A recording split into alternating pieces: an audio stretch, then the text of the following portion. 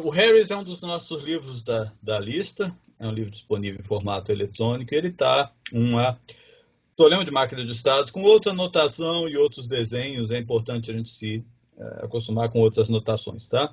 Ele é um exemplo curioso, é um sinal de trânsito para pedestres, tá? Não vejo muito sentido nisso, mas, enfim, vamos em frente. Vamos pensar que os pedestres estão andando com pequenos carrinhos. Tá? É o seguinte, ele está imaginando uma situação no campus em que você tem laboratórios, dormitórios, os estádios e campos de atletismo ou de esportes, e o lugar onde eles comem, né? O refeitório, o bandejão. Ele quer, então, um sinal que console essa interseção aqui, que tem muita gente. Tá? Veja que ele está fazendo uma piadinha meio estereotipado, eu não sei quanto que tem graça, mas evidentemente ele está sugerindo que os nerds andam entre o laboratório e o dormitório, e os atletas entre o campo de futebol, que seja, e o refeitório. Tá? Tanto que ele chamou essa rua de acadêmica e a outra de bravado. Né? Então, como é que deve funcionar isso? Há sensores de presença nessa região e nessa região. Né? Pessoas querendo passar na rua acadêmica e pessoas querendo passar na rua Bravado, Boulevard Bravado. E você deve controlar, naturalmente, os sinais, as luzes, né? LA e LB, isso vai ser codificado de alguma forma. Quais são as regras desse problema? O padrão é liberado para a academia, né? E fechado para os atletas. Então, quando não houver ninguém passando aqui, isso é uma regra bastante estrita, né? Eu devo passar para amarelo e vermelho para esse sinal e abrir o outro, torná-lo verde. Tá? Então, veja que essa é uma regra, para ficar o problema mais simples, mas é uma regra bastante curiosa. Né? Enquanto tiver alguém passando nessa rua, ninguém nunca vai atravessar na outra. Né? Os sinais não podem funcionar assim. Tem que ter uma outra, seria mais correto, mas ficaria um pouco mais complicado. Além de sensores de posição, deveria ter temporizadores para dizer, ok, mas se ela está fechada há mais do que tanto tempo e tem alguém, então ela deve ser aberta. Ok? Então ele deve necessariamente passar para o amarelo e vermelho e depois ir para o acadêmico. Detalhe, isso se tornou padrão, né, em todo mundo, só se passa pelo amarelo na hora de ir do vermelho do verde para o vermelho, tá? Vocês são muito novos para isso, mas antigamente havia um curioso sinal amarelo avisando que vai abrir, tá? Eu nunca entendi para que aquilo serviria, além de fazer as pessoas furarem o sinal, e isso finalmente foi abolido. Tá? Ele fez, então, uma máquina de estados, tá? Com 4 estados. Vejam, as minhas saídas são LAs, né? E LBs, são os sinais. Sabendo disso, essa é uma máquina modelo Moore ou modelo Mealy. Vocês não precisam decorar nomes, mas vou colocar de outra forma, a saída está dependendo do estado ou do estado da entrada. É só ver onde está colocada a saída. A saída está dentro do estado, então ela só depende do estado, tá? É um modelo Moore. Muito bem, eu começo, veja que aqui ele indicou com esse reset vindo de lugar nenhum, que esse aqui é o estado inicial, uma outra forma de dizer que eu começo aqui. Eu começo no estado S0, com verde para acadêmico, vermelho para bravado, segundo as regras. Enquanto alguém estiver andando pela acadêmica, né, mas que a gente definiu, é para ficar aqui. Né, deixa, coitado do povo lá, dos atletas lá do outro lado. Eu só transito para algum estado se não houver ninguém esperando, tá? Tem a barra. Okay? Vou para esse estado em que eu coloco amarelo. Veja, as minhas saídas não são bits ainda, tá? Eu tenho que transformar em bits depois, mas são saídas, são variáveis simbólicas ainda. Né? Então, o sinal A vai para amarelo, o B continua em vermelho. E o que seria isso aqui? Quando que ele vem para cá? O que vocês acham? Essa é uma anotação que a gente não viu. Nunca deixei vazio uma transição. O que será que ele quer dizer com isso? Sim, ele quer dizer uma forma simplificada de dizer sempre vou para lá, certo? A outra alternativa seria nunca vou para lá, não faz muito sentido. Né? Então tem que ser sempre. Então, sempre eu venho para cá. No próximo ciclo de relógio eu venho para cá, certo? E aí, nesse novo estado, naturalmente, eu fechei o sinal A, abri o sinal B. Eu fico aqui enquanto tiver gente querendo passar nessa direção. Tá? Enquanto tiver gente passando aqui, vai passar aqui. Quando eu trocar também, enquanto tiver gente passando para lá, vai passar para lá. De novo, não é uma solução muito prática. Né? Além disso, só que ficaria mais complicado, eu deveria ter uma regra, um bom exercício, eu vou sugerir que vocês façam quando eu colocar a lista. Uma regra que diz, não, mas se ficou tempo demais, eu tenho que... Se tem gente do outro lado e ficou tempo demais esperando, eu também tenho que mudar, ok? Mas não está acontecendo aqui. Mais uma vez, eu passo numa transição que vai simplesmente dar o sinal amarelo para B e automaticamente, ou seja, com certeza, independente do que está acontecendo, vir aqui para vermelho. Todo mundo entendeu esse diagrama de estados? É o primeiro passo para resolver nosso problema. Alguma dúvida sobre o diagrama? Bom, eu tenho que codificar os estados e tenho que codificar a saída, né? Que é uma coisa diferente. Já que eu chamei a saída de verde, vermelho e amarelo, eu não tenho... Isso não são bits, né? Eu tenho que transformar isso em bits. Então, vamos lá. Nos estados, eu tenho 4 estados. Naturalmente, eu vou ter que ter 2 variáveis de estado, o que quer dizer 2 flip-flops. Ele codificou da seguinte forma. S0 vai ser o estado 00, S1, 01, S2, 10, S3, 11. Ele não ficou muito preocupado, pelo que eu estou vendo aqui, com relação a tentar uma codificação mais eficiente. Tem que usar todos, tá? Mas ele simplesmente usou a ordem 0, 1, 2, 3 aqui, né? Com relação à saída, eu tenho cada sinal, tá? Tem 3 estados, portanto, eu preciso de 2 variáveis de saída. Vocês concordam? Eu preciso poder representar 3 possibilidades na saída, eu preciso de 2 bits. Então, na verdade, o que eu chamei de verde, amarelo e vermelho vai ficar sendo 000110. Veja que nunca vai sair 1. Correto? Fiz as codificações, agora vai virar um problema de lógica. Está aqui a tabela de transição de estados.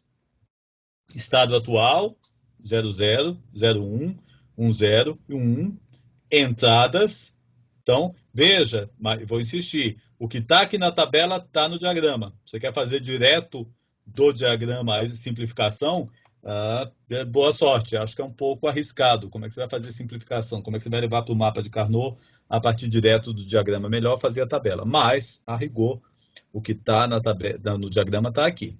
O que o diagrama diz? O diagrama diz que no estado 00, e quem é que diz que é 00? Aqui, ó. Eu decidi que S0 é o estado 00. Eu fico nele enquanto o TA for 1. E está aqui, se TA é 1, o próximo estado continua sendo 00. Veja que é a mesma informação. E que TB não importa. Lembra? Quando o sinal está verde para um sinal, pessoas estarem esperando o outro lado não importa. Eu até critiquei que isso não é muito prático.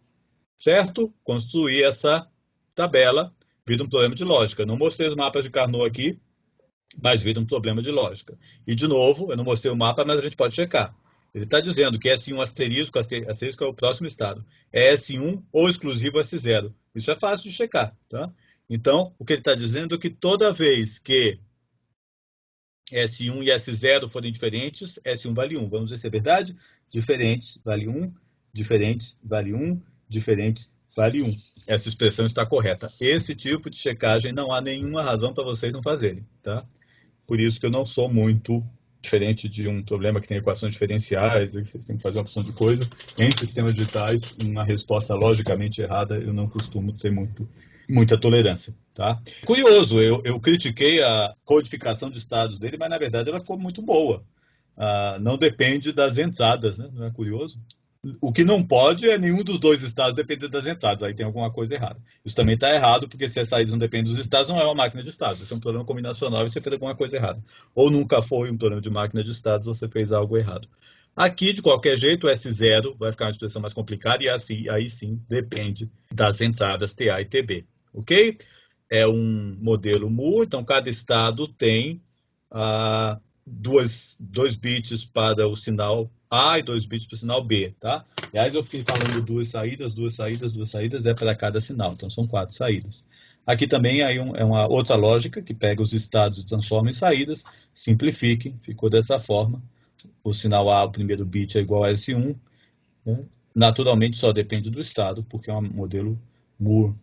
Agora sim, tem que escolher que flip-flop que eu vou usar. Aqui ele nem pensa 2 vezes, tá? Ele já coloca isso aqui, ele coloca um registrador, que é um conjunto de flip-flops D, como a gente vai ver em seguida. Ele vai usar flip-flops D. Então aqui tem o novo estado e aqui vira o estado atual, tá? Isso aqui, o jeito que ele desenhou, na verdade, são 2 flip-flops tipo D, tá?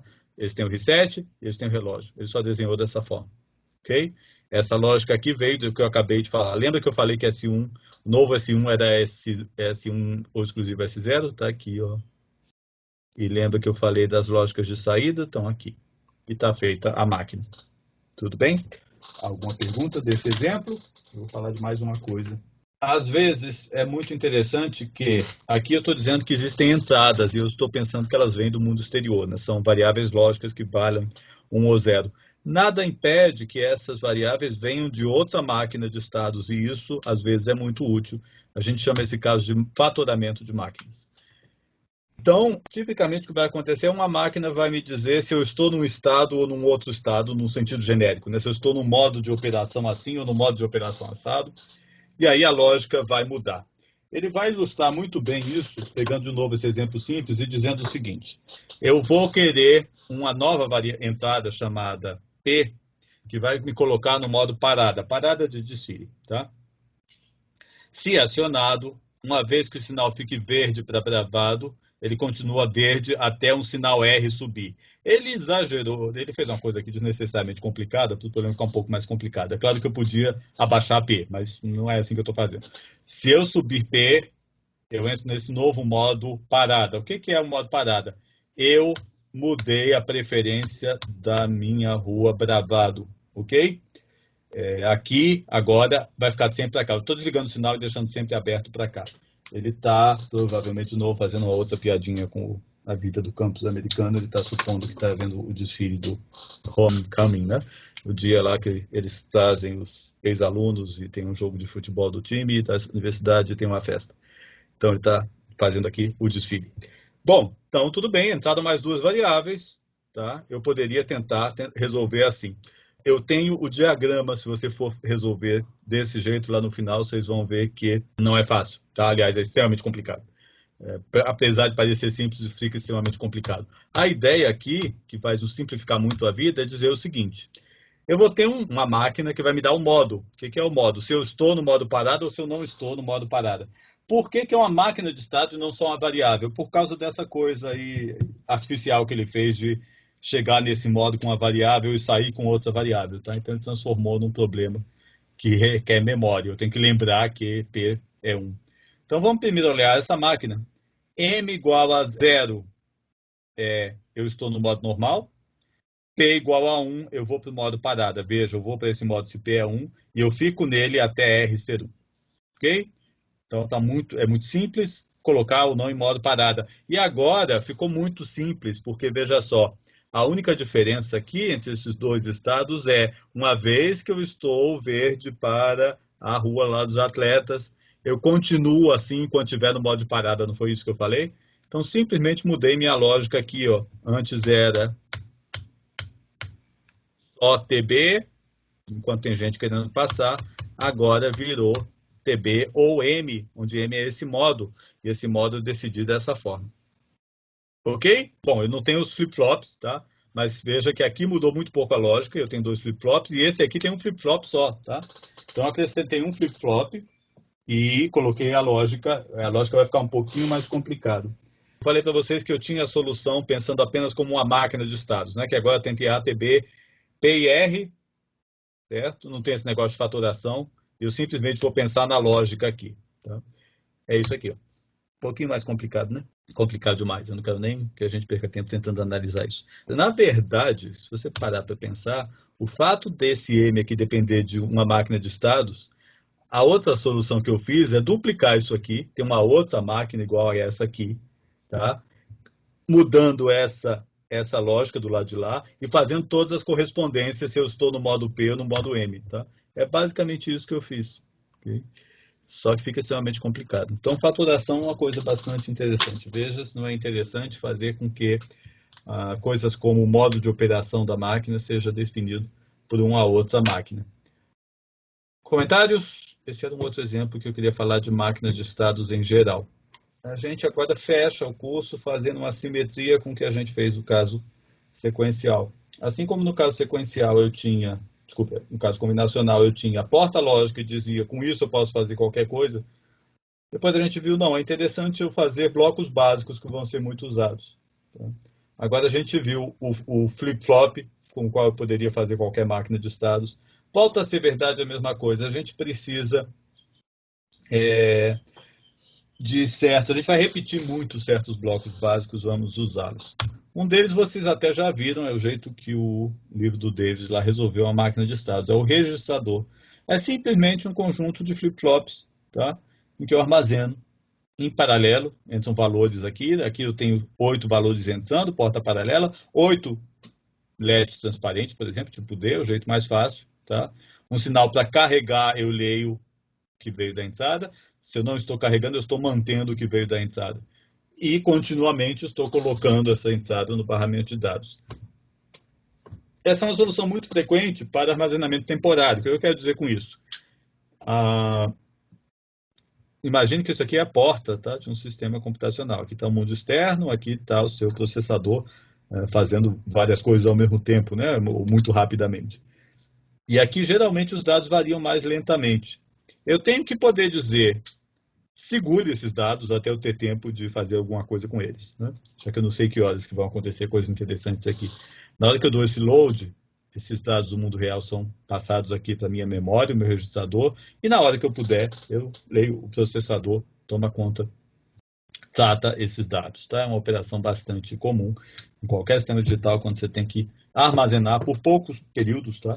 Geralmente, não é uma memória no sentido de armazenar grande quantidade de dados. Memória exige uma outra estrutura de funcionamento bidimensional, que a gente, infelizmente, não vai poder ver aqui.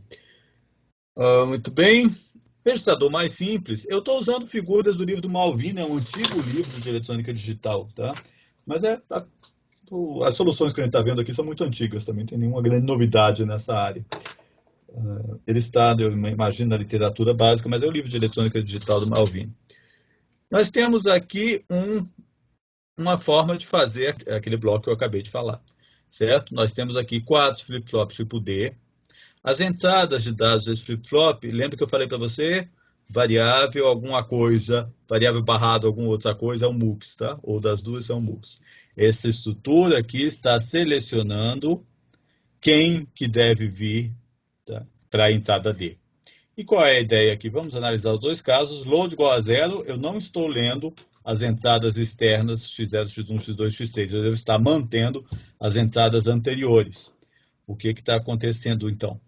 Se vocês olharem, se load é 0, as linhas estão vindo daqui de cima, né? Porque esse load barra vai ser 1. Então, D0 está recebendo D0, está recebendo Q0. D1 está recebendo Q1, D2 está recebendo Q2, D3 está recebendo Q3. Assim, mantendo o estado anterior. Se eu não mandei carregar as entradas paralelas externas, eu estou mantendo o estado anterior. Quando eu faço load igual a 1, vão ser essas linhas de baixo que estão ativas, né? Porque essa aqui vai dar 0. Eu vou ter D0 igual a X0, D1 igual a X1, D2 igual a X2, D3 igual a X3. Então, eu consegui o que eu queria. Pode parecer desnecessário essa parte, quando o load é 0, fazer essa confusão aqui para carregar D3 igual a Q3, mas lembre-se, o LED tipo D, ele só tem opção de ir para 1 ou opção de ir para 0. Ele não tem a opção fica onde está, né? Os LEDs JK tem a opção fica onde ele está. Se ele tivesse usado os flip-flops, desculpe, JK, ele poderia ter simplificado um pouco essa lógica de fica onde está. Ok? Isso é interessante. Até é interessante a gente ver um bom exercício. Repetir isso aí com flip-flop JK. Ok? Mas eu posso fazer mais do que simplesmente receber os dados e ficar com eles parados.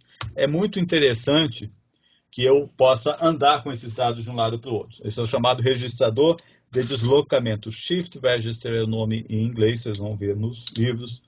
Além de armazenar, ele permite que os bits sejam deslocados à direita e à esquerda. Por que eu quero isso? Eu tinha falado para vocês que uma das coisas que a gente não sabia fazer enquanto não tivesse sistemas sequenciais era converter uma informação serial em paralelo, ou seja, estou recebendo um bit de cada vez por uma linha, né, por um fio, e estou montando palavras digitais de 8 bits, 16 bits para processar. Fazendo isso, naturalmente, eu tenho que ficar recebendo um bit de cada vez e andando com ele para algum lugar, né, para receber o novo bit. Então, essa é uma aplicação típica do registrador de deslocamento. Operações aritméticas. O que acontece se eu andar com todos os bits para a esquerda, se eu estou falando de um número? O que acontece quando eu ando com os bits para a direita ou para a esquerda, pensando em um número? É multiplicação ou divisão por 2. Sim. Todo mundo concorda? Se eu ando com os números no nosso sistema decimal para a direita ou para a esquerda, ou ando com a vírgula, se você quiser pensar assim, eu estou multiplicando e dividindo por 10, tá? Andar para a direita e para a esquerda em operações aritméticas é dividir e multiplicar por 2, tá? É a forma mais fácil de fazer isso. Okay? Outra possibilidade é, se eu sei que eu vou a cada instante do tempo acionar uma saída diferente, eu coloco 1 na primeira, né, correspondente ao local da primeira saída, coloco dentro de um registrador de deslocamento, esse 1 vai percorrendo esse registrador e acionando cada uma das saídas. Por tudo isso, essa é uma funcionalidade muito interessante. Está aqui um registrador de deslocamento muito simples. Tá? Eles têm flip-flop tipo D, a saída de um ligada à entrada do outro. E a entrada do primeiro ligada a uma entrada única externa. Então, por exemplo, eu poderia usar isso na conversão serial paralela. Estou recebendo em cada instante do tempo um sinal D de entrada, certo? E com um ciclo de relógio eu recebo um dado, 2 dados, 3 dados. Na subida do quarto ciclo de relógio, os 4 bits paralelos que eu recebi estão dispostos serialmente aqui, né? Aqui o mais antigo, aqui o mais novo. Vocês estão vendo isso? Eles vão andando para lá como um trem, né? Os vagões vão andando aí para a esquerda. Aqui ele está fazendo a saída da direita para a esquerda. Vejo também que a cada 4 ciclos eu perco um dado, né? Eu só tenho 4 registradores, é aquele dado que eu vou estar sempre perdendo um dado mais antigo. Eu só posso guardar 4. O quinto vai ser jogado fora. Ok? Eu posso fazer coisas mais sofisticadas do que isso, tá? Eu posso fazer, de novo, usando MUX aqui, algo mais sofisticado. Por exemplo, nesse registrador, se eu tenho uma entrada SHL, ele é semelhante, né, àquele outro que tinha 2 estados, carregar ou manter. Aqui eu tenho SHL igual a 1, faz deslocamento à esquerda. Por quê? Porque se SHL igual a 1, D0 está vindo de DENT, D1 está vindo de Q0 por aqui, tá vendo? Então, enquanto SHL for a 1, eu estou colocando os dados andando para lá, para a esquerda. E se SHL igual a 0, fica igual ao caso anterior, os dados estão vindo daqui mesmo. Ó. D0 está vindo de Q0, Q1 está vindo de D1, Q2 está vindo de D2. Ok? O contador, evidentemente, é uma máquina de estados, mas ela tem uma característica especial. A sequência de estados pela qual ela vai passar é pré-determinada. Você só diz comece, pare, ou você pode dizer use a sequência tal, use a sequência tal. Ela não fica esperando outras entradas. De certa forma, a menos dessas entradas de modo que eu falei, desculpe, o contador é uma máquina de sem entrada, né? Já que basicamente ele vai estar mudando de acordo com o tempo. Cada vez que o relógio subir, ele vai fazer uma coisa. Para as aplicações, evidentemente, contagem de tempo, né? Eu tenho que saber quanto tempo passou. E é também interessante em sequenciadores, quer dizer, garantir que as coisas aconteçam numa certa sequência pré-definida. Vou dar exemplos disso. Tá?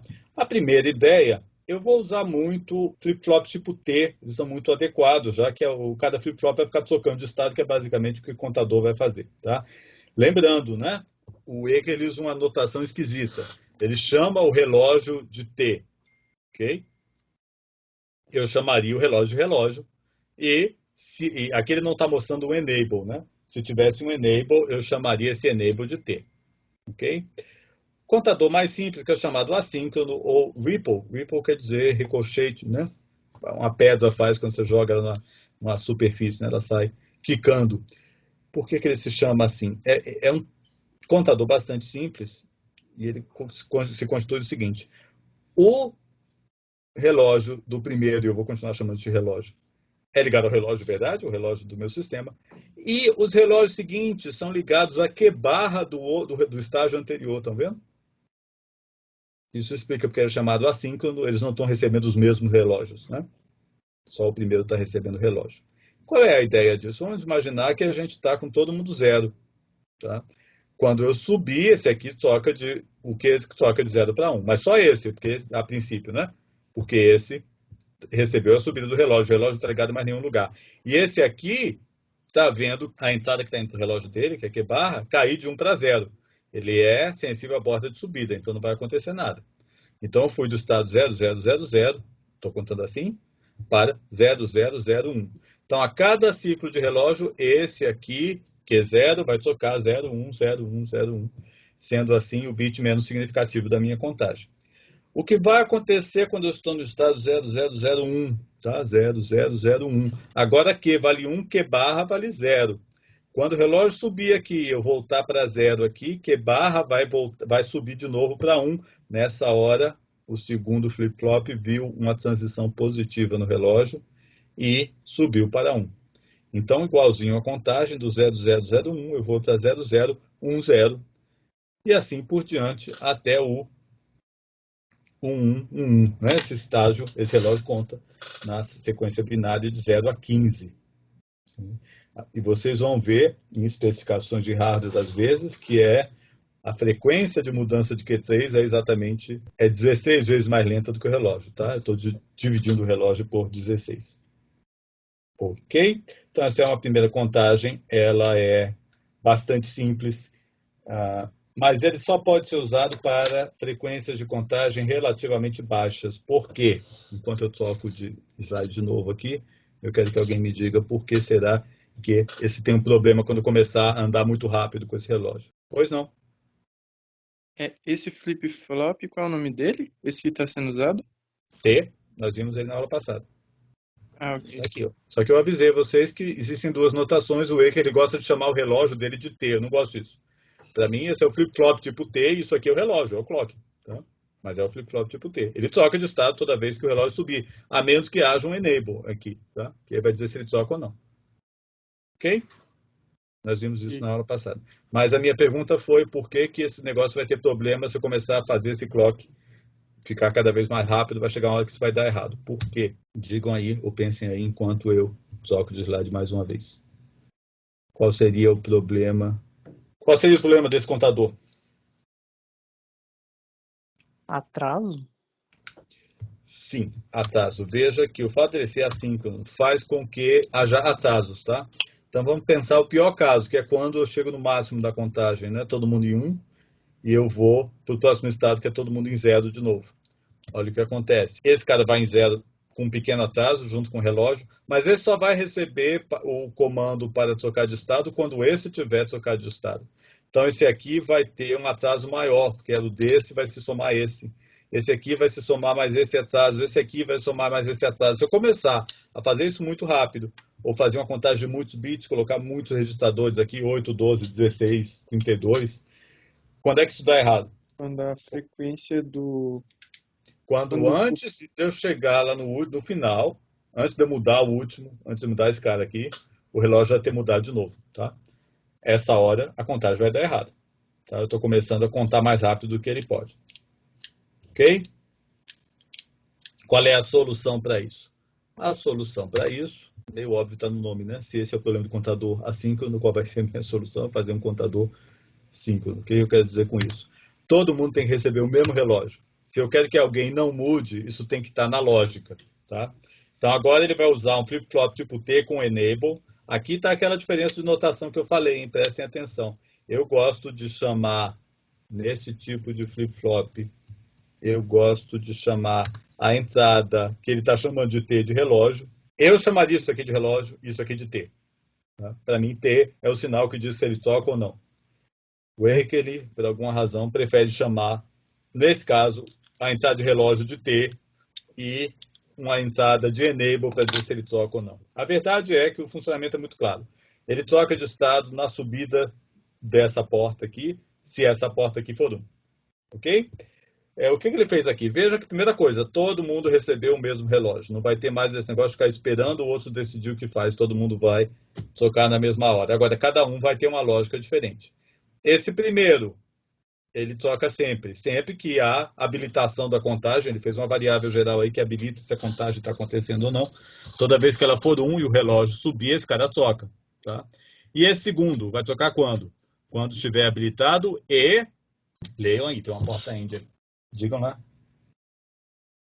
Será que eu não estou ouvindo vocês de novo? Não, e Q0 for 1. Só quando Q0 for 1, porque esse já é ele é mais significativo que esse, né? Esse vai tocar sempre, esse vai tocar quando esse for 1. E esse aqui? Quando os dois forem 1, é na hora de passar do 0011 para o 0100. E assim por diante. Ok? Então, eu fiz por lógica, esse último aqui só vai trocar quando todos os outros tiverem 1. E agora não tem mais aquele atraso. O atraso vai ser só do relógio para essa lógica aqui e o atraso interno do flip-flop. Mas eu não vou ter, esse atraso certamente vai ser menor, então eu vou poder levar o relógio a frequências muito maiores. E não vai mudar com o tamanho, né? Naturalmente vai mudar um pouco, porque se eu for aumentando isso aqui, 5, 6, 7, 8, 16, essa estrutura aqui vai ficando mais complicada. Eu vou ter que começar a usar várias portas, né? Há um limite no número de entradas que uma porta pode ter. E aí eu começo a ter alguns atrasos a mais. Mas muito menor do que o outro. O outro era linear. Cada estágio novo que eu colocava, eu tinha que somar mais um atraso daquele flip-flops. Não aconteceu. O atraso do flip-flops aqui estão todos em paralelo. Certo? Comentários? Professor, uma solução interessante seria uma mistura, né? Pegar vários bloquinhos desse contador síncrono e fazer um ripple entre eles, né? Seria uma solução. Isso é perfeitamente possível, tá? Isso pode ser feito. Então, eu faço ele ripple dentro de um bloco que não vai me dar um atraso muito grande, 4 ou 5, e para fazer vários estágios eu uso a solução síncrona, tá? Isso é perfeitamente viável e muitas vezes usado. Algum outro comentário? Vamos falar do contador em anel? Esse contador em anel, ele tem apenas um bit 1 circulando por ele, tá? Vamos ver a estrutura dele aqui, ó. Tem um sinal de clear, mas observem como é que eu faço ele. Eu ligo todos esses aqui no clear mesmo, clear barra, né? Ele é ativo baixo, quando ele vai para 0 ele dá um clear, mas esse aqui não vai para o clear, vai para o preset, tá? O que quer dizer isso? Quando eu acionar esse clear, ou seja, deixar ele embaixo, eu vou para qual estado? Eu vou para estado 0001, vocês concordam? Estão vendo isso? Todo mundo vai para 0 e esse aqui recebeu o preset, ele vai para 1. Ok, então, uma curiosidade, o estado inicial dele é o 0001 e depois disso, não tem mais o clear, tem só o relógio. Esse cara está recebendo quem? Q0, esse está recebendo Q1, esse está recebendo Q2. É como um registrador de deslocamento, né? Ou seja, aquele 1 que estava aqui vai para cá, depois ele vai para cá, depois ele vai para cá e ele se perde. Volta Como pro PC.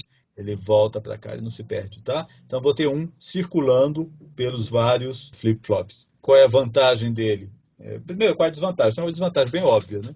O contador que eu acabei de falar, com 4 flip-flops, contava de quanto a quanto? De 0 a 15. E esse? Tem só 4 estados, Conta né? até 4. Em vez de 16, eu tenho só 4 estados. Estou jogando muito estado fora. Tem que ter alguma vantagem. A vantagem é que ele é muito fácil decodificar a saída, tá? Eu vou ter aqui, ó, as saídas Q0, Q1, Q2, Q3 já me dizem que estado que eu estou diretamente, não tem que ter nenhuma lógica, tá?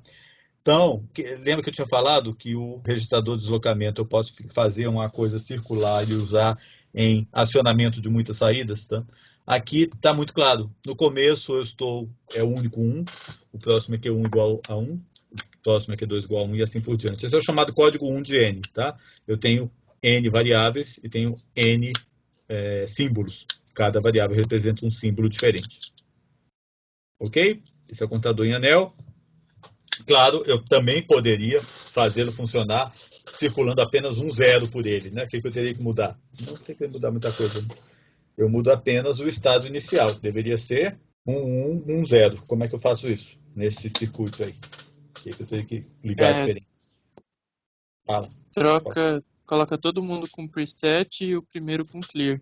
Isso, tá? Só trocar aqui, vou fazer clear desse, preset todos os outros, fica 1, 1, 0, e aí fica só um 0 circulando por ele. Próxima coisa, tem uma análise aqui de onde é que estão os outros estados, tá? Por exemplo, por que eu tenho que colocar um 1? E se eu deixasse todo mundo com 0, o que acontecia? Eu ficava com 0 para sempre, né? Vou ficar circulando 1, 0, mas isso não quer dizer nada, né? Todo mundo já é 0. Então, o estado 0, 0, 0, 0, ele não vai para lugar nenhum, tá? Então, aqueles outros 12 estados, eles estão naturalmente, são estados possíveis, mas eles não fazem parte desse estágio de contagem. Inclusive, ó, fica assim a máquina de estados, tá? Se vocês tiverem curiosidade. Aquele, eu fiz ele para funcionar assim, né? 0001 vira 0010, vira 0100, vira 1000, continua. É claro que as outras possibilidades estão lá. Aqui, aquele outro que eu falei, né, que só tem um 0 circulando, ó, e tem algumas coisas soltas. Todo mundo 0 está lá e não sai nunca, todo mundo 1 não sai nunca.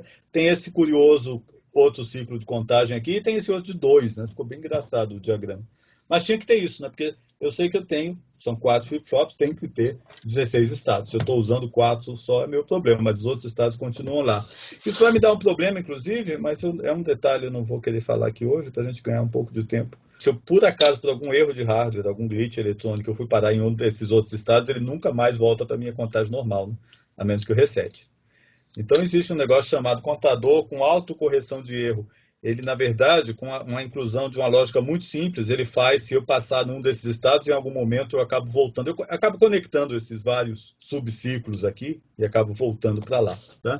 Mas a gente não precisa ver isso, só curiosidade, se você quiser ver, basta colocar uma porta NOR, tá, na saída e eu faço isso. Olha que curioso. Tá? É só o que eu preciso fazer. Essa porta NOR não altera nada se eu estiver dentro do meu ciclo, mas se eu estiver fora do meu ciclo, ela vai me levando de volta para dentro. Ok? Só uma curiosidade. Tem uma solução para melhorar um pouquinho esse negócio de só usar em N estados. Tá? Eu posso conseguir 2N. Lembra que eu tinha dito que aqui ele pode funcionar circulando um 0 ou circulando um 1? Eu posso tentar tipo misturar essas duas configurações. Tá? Não é complicado, como vocês estão vendo, é só outro desenho, mas são, de novo, 4 flip-flops, um ligado na saída do outro. Tá? E qual é a diferença aqui? A única diferença está aqui. O que mudou em relação ao outro? Bom, eu estou indo da esquerda para a direita aqui, né? Mas o que mudou? No outro, eu ligava como? O que está diferente aqui? Querem que eu volte lá? A única diferença é essa inversora. Então, eu estou ligando esse primeiro com a saída invertida do outro. Pode checar que a sequência de contagem vai ser essa aqui. Eu posso começar no 0000, tá? Isso não tem problema. Agora não vai ter problema, porque isso aqui vai virar 1. E ele vai fazer essa sequência. Ele vai enchendo de uns e depois ele vai esvaziando de uns, tá? Então fica no total 2N estados, no caso aqui. Então eu dobrei o número de estados, tá? Ele é chamado contador Johnson. Ele tem a mesma facilidade de decodificar os estados que o contador em anel, mas ele tem mais estados. Ele é também chamado contador em anel torcido, né? E, finalmente, um contador Möbius. Esse nome é engraçado. Por que Möbius? Möbius é um matemático de muitos séculos atrás. Ele não sabe o que é um sistema digital, muito menos um flip-flop, muito menos um contador. Por que será que eu chamo isso aí de Möbius? Você já ouviu falar desse nome? Alguma vez? Da fita. E o que é a fita de Möbius? E por que será que isso me lembra da fita de Möbius? E esse negócio de anel torcido também se junta com isso tudo, tá? A fita de Möbius é uma fita que você torce as extremidades, tá? Ela é uma figura topológica muito interessante, né? Você percorrendo ela, você está na parte de dentro e na parte de fora continuamente. Por conta disso, é só uma homenagem matemática, tá? Não tem nenhuma razão. Möbius não fez nenhuma contribuição para isso. Certo? Tem um último tipo. Oi, não? O que seriam esses A, B e C? Eu te pergunto, olha onde é que eles estão ligados. Não. Eles estão ligados. Onde eles estão ligados? O que tem no lugar onde eles estão entrados? Veja o A. Ele está ligado aonde? Tá ligado entre dois flip-flops? Ok. E ele é o quê? Ele vale quanto? Não sei. Ele não está ligado em quê? Ele não é a saída do flip-flop? Tá, entendi. São as 4 saídas. É o estado, tá? Ele chamou de ABCD nesse diagrama. O fato de ele estar também ligado à entrada é porque a saída está ligada à entrada, né? No funcionamento do anel. Eu tava achando que era entrada, é saída. Entendi. É a entrada do outro também, mas porque os dois são ligados, né? Tá. Ok? Tanto que no final aqui é só a saída. Você devia ter olhado por aqui, era mais fácil. Tá? Beleza. Quer dizer, não é, né? Porque aqui ele também volta e inverte aqui. Certo? Um último tipo de contador é o contador com retroalimentação linear. Tá? Antes disso, vamos voltar lá no contador simples. Vamos dizer, de novo, aquela história de pegar blocos menores e formar blocos maiores. Tá? Eu te dou uma caixinha que é esse contador aqui. Ele tem um clock, um enable e 4 saídas, Q0, Q1, Q2 e Q3. Como é que eu faço o contador de 8 bits? Aliás, isso já foi sugerido aqui, né, numa das suas respostas. Como é que eu faço a partir desse contador de 4 e um contador de 8? Pega a saída Q3 e coloca ela invertida Tem que ver se é investido ou não no clock de outro contador síncrono. Ok, tá, a ideia é essa. Tá? Tipicamente, se eu estou usando um chip, tá?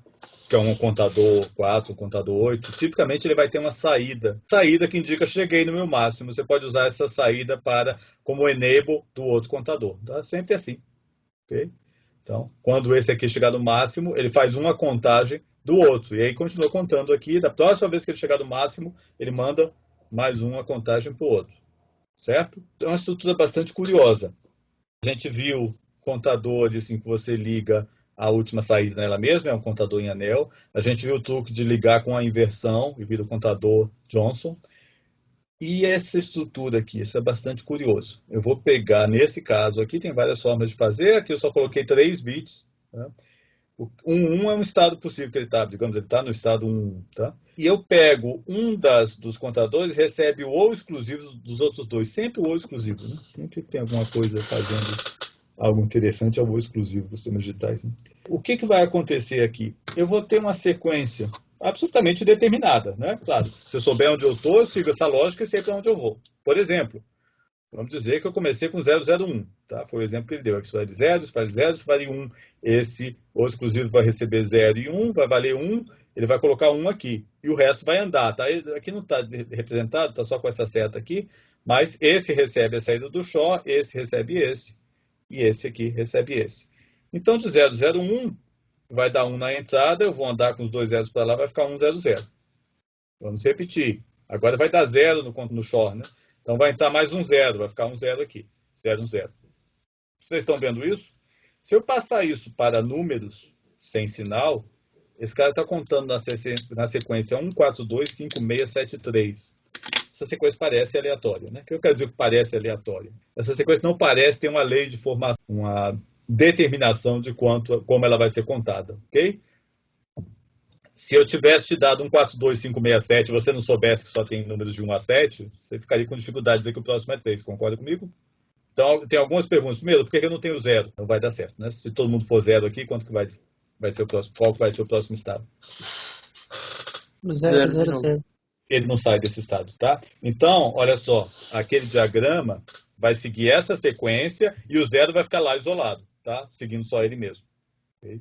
Isso sempre vai acontecer. Se eu colocar 4, 5, 6, 7 bits, você vai ter 2 elevado a n-1 estados de contagem e o estado 0 isolado.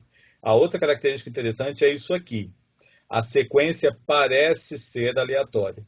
Ela vai ser chamada uma sequência pseudo-aleatória. Por que é pseudo-aleatória? Porque, bom, ela não é aleatória. Ele não está sendo, isso não está dentro de uma distribuição de probabilidades, isso está dependendo de nenhum, espero que não, né? O seu hardware não está dependendo de nenhum fenômeno aleatório. Mas, para quem está olhando de fora e não tem acesso a esse hardware, não parece fácil de prever. Né? Essa é uma das formas de construir sequências pseudo-aleatórias por hardware. Tá? É fazer um registrador de deslocamento em anel com a retroalimentação governada por ou exclusivos. Veja, se você começa a colocar em circuito integrador, você pode colocar 20 desses caras juntos, né? Você vai produzir uma sequência enorme e difícil de prever. Certo?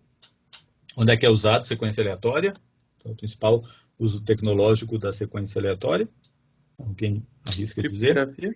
Na criptografia.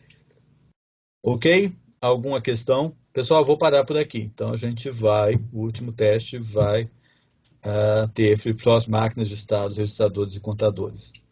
E nesse fim de semana, tá? Entre hoje e amanhã, eu vou deixar mais slides lá, mais vídeos e listas de exercícios. Eu preciso que vocês estudem isso. Estamos chegando ao final. Terça-feira é aquele estilo de aula. Eu preciso que vocês... Eu posso até aproveitar e comentar mais algumas coisas que eu acho interessante, mas é basicamente tirar dúvidas, tá? Eu preciso que vocês tenham dúvida. Ok? Alguma questão? Alguma questão, pessoal? Então, bom fim de semana.